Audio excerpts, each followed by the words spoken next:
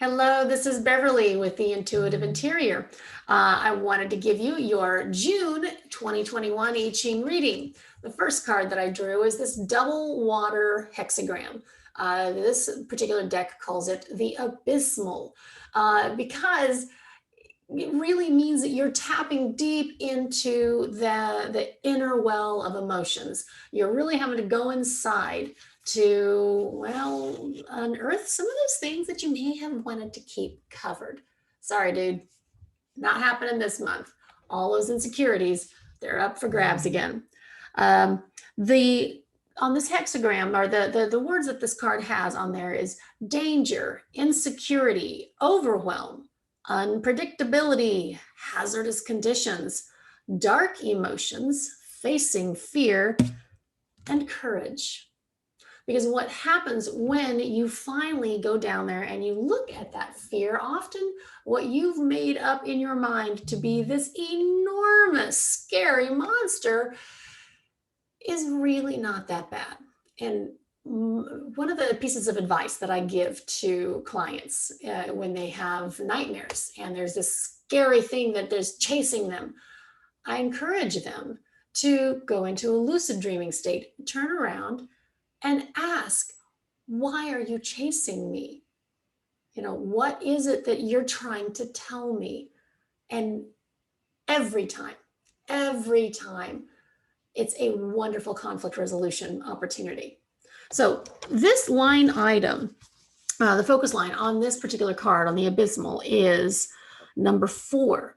And to read this from, again, my lovely little I Ching Tao book, Tao of the Tao Oracle book, is a good measure of self-observation during times of danger helps to bring about the inner clarity that is essential to deal with all of the elements that are operating in the environment. Otherwise, you risk becoming distracted by subjective emotions, preconceived ideas, or concern with how you appear to others.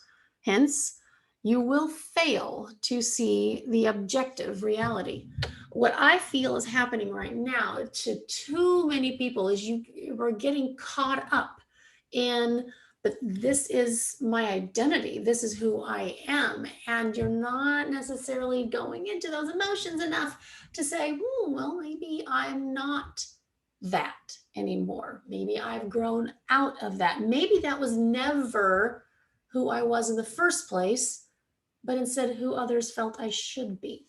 So double water, good stuff. Now, the next card, we've had actually this one before. This one's also called the Clinging. This is a double fire card. And yes, I shuffled these.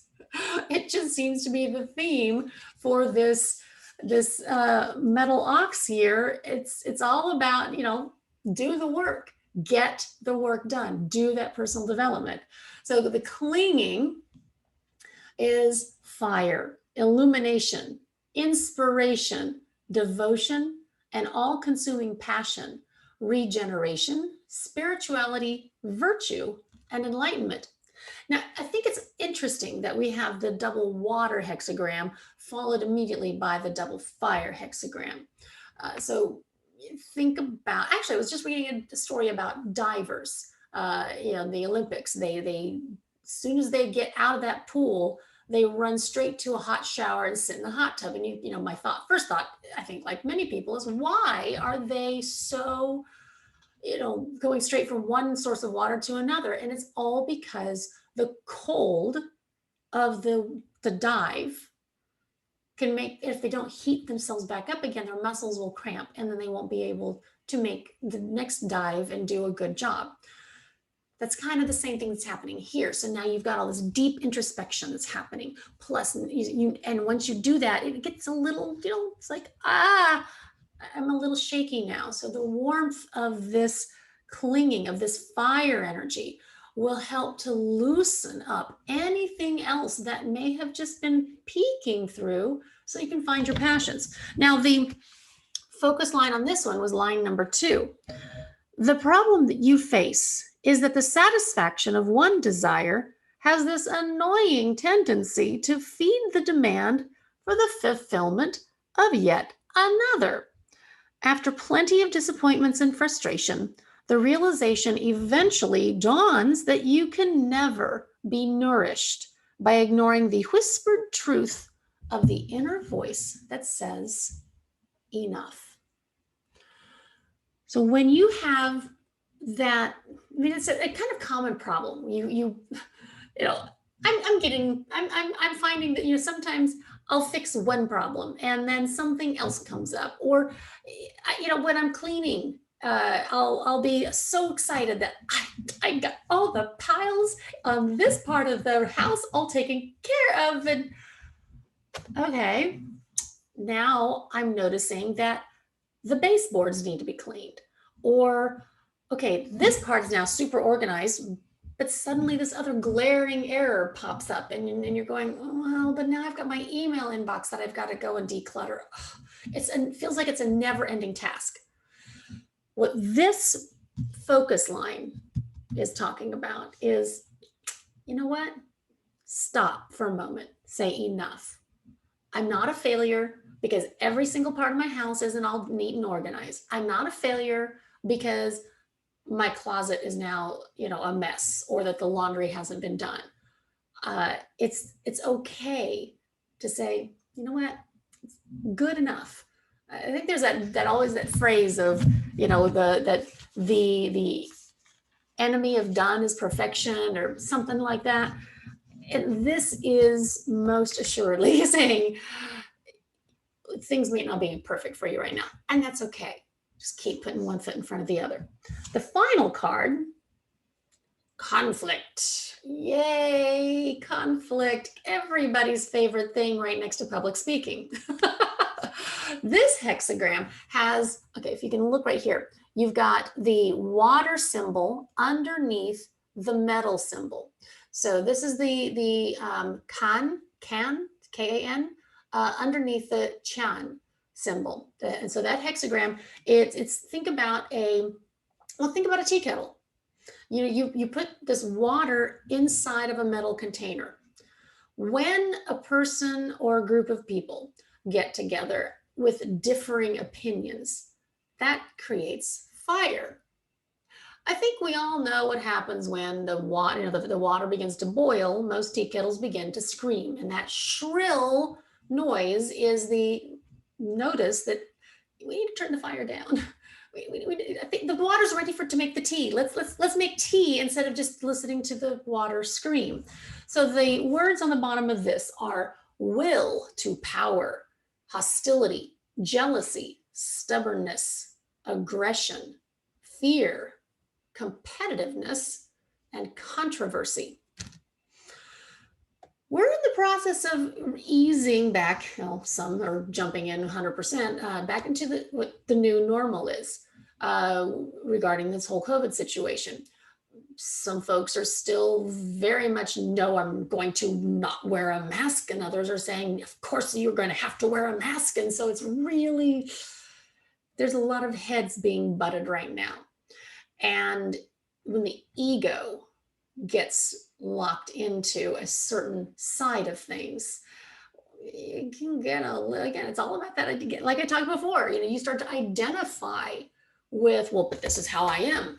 I'm not going to compromise. It's a life or death situation. Yeah, but is it really? I mean, come on.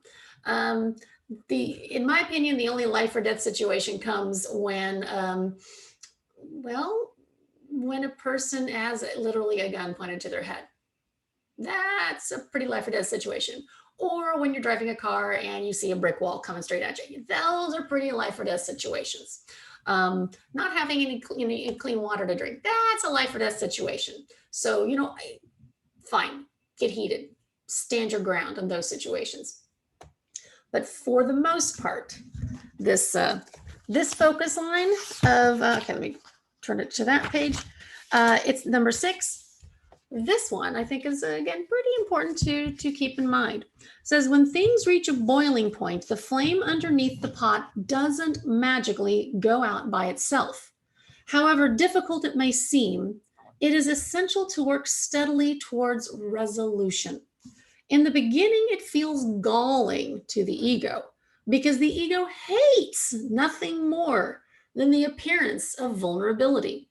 But in the end, comfortable clothes are a lot less painful than a suit of armor.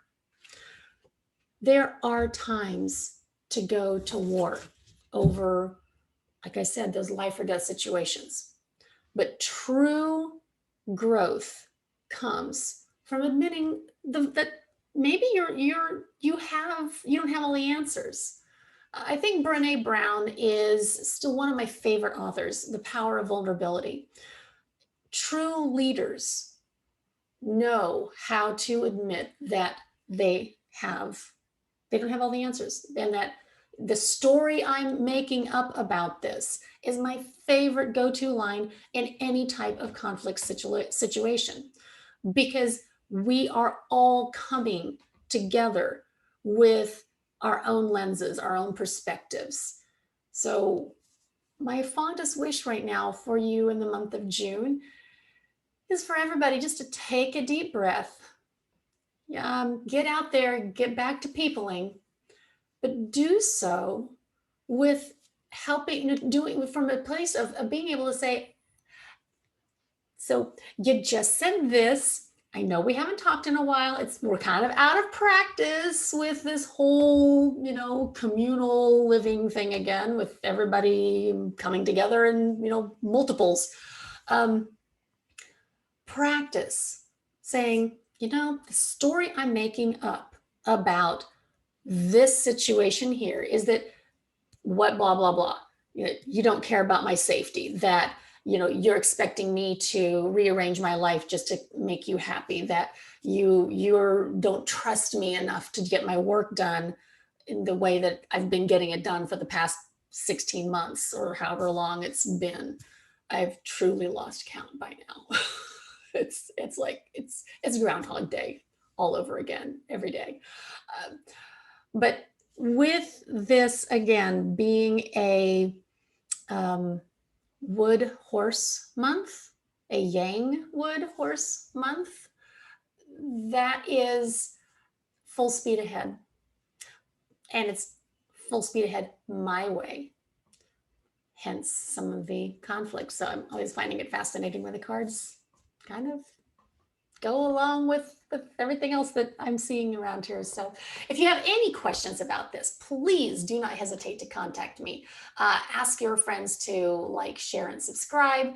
I would love to continue to join my tribe here, to grow, not join, to grow my tribe here on YouTube. My intention is to start doing some group classes so that we can all begin to understand each other a little bit better. In the meantime, have a wonderful rest of this last little tiny bit of May and rest of June. One final note, we have, as of tomorrow, the 29th, we will be going into the Mercury Retrograde period. So be prepared.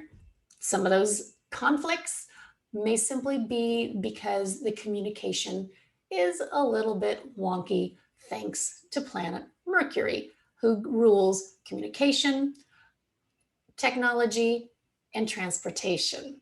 So get those cars checked up. Talk to you later. Back up your, save your hard drive. Do whatever you need to do. Save things. Okay. Have a good rest of your day. Bye.